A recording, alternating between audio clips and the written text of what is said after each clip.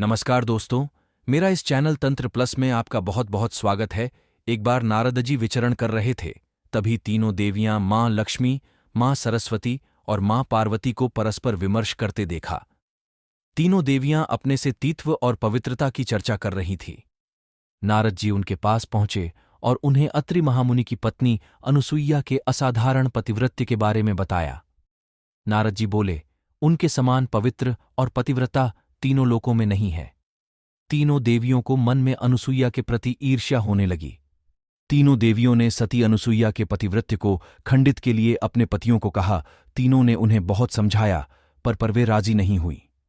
अति विशेष आग्रह पर ब्रह्मा, विष्णु और महेश ने सती अनुसुईया के सतीत्व और ब्रह्म शक्ति परखने की सोची। दोस्तों, मैं इसी तरह का ज्ञानवर्धक वीडियो बनाता रहता हूं। बस आप लोगों का सपोर्ट की जरूरत है। कृपया मेरे चैनल को सब्सक्राइब कर लें। जब अत्रि आर्षि आश्रम से कहीं बाहर गए थे, तब ब्रह्मा, विष्णु और महेश तीनों ने यतियों का भेष धारण किया और अत्रि आर्षि के आश्रम में पहुंचे तथा भिक्षा मांगने लगे। अतिथि सत्कार की परंपरा के चलते सती अनुसुईया ने त्रिमूर्तियों का उचित रूप से स्वागत कर उन्हें खाने के लिए निमंत्रित किया। लेकिन यतियों के भेष में त्रिमूर्तियों ने एक स्वर में कहा, हे साध्वी, हमारा एक नियम है कि जब तुम निर्वस्त्र होकर भोजन परोसोगी तभी हम भोजन करेंगे। अनुसुईया असमंजस में पड़ गई कि इससे तो उनके पतिव्रत्य के खंडित होने का संकट है। उन्होंने मन ही मन अर्षि अत्रि का स्मरण किया। दिव्य शक्ति से उन्होंने जाना कि यह तो त्रिदेव ब्रह्मा, विष्णु और महेश हैं। मुस्कुराते हुए माता अनुसुईया बोली, जैसी आपकी इच्छा। तीनों यतियों पर जल छिड़क कर उन्हें 3 प्यारे शिशुओं के रूप में बदल दिया। सुंदर शिशु देखकर माता अनुसुईया के हृदय में मातृत्व भाव उमद्दह पद्दहा।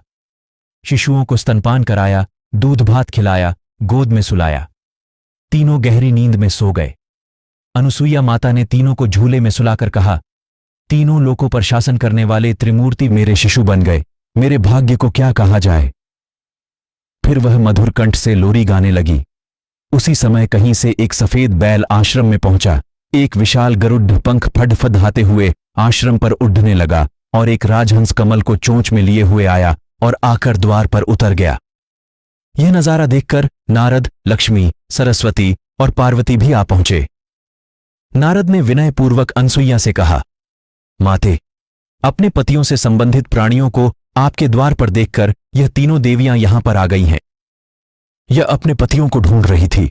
इनके पतियों को कृपया इन्हें सौंप दीजिए।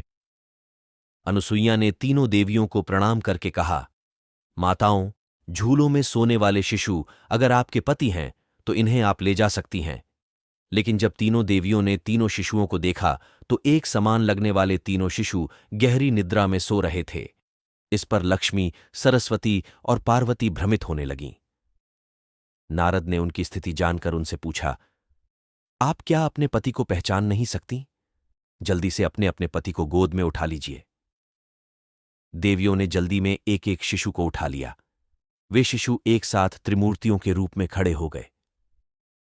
तब उन्हें मालूम हुआ कि सरस्वती ने शिवजी को, लक्ष्मी ने ब्रह्मा को और पार्वती ने विष्णु को उठा लिया है।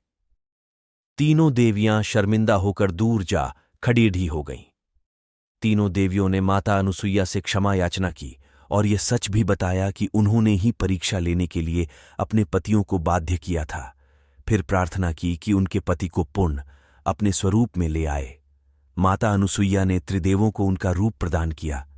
तीनों देव सती अनुसुईया से प्रसन्न हो बोले, देवी, वरदान मांगो। त्रिदेव की बात सुन अनुसुईया बोली, प्रभु, आप तीनों मेरी कोख से जन्म लें, ये वरदान चाहिए, अन्यथा नहीं।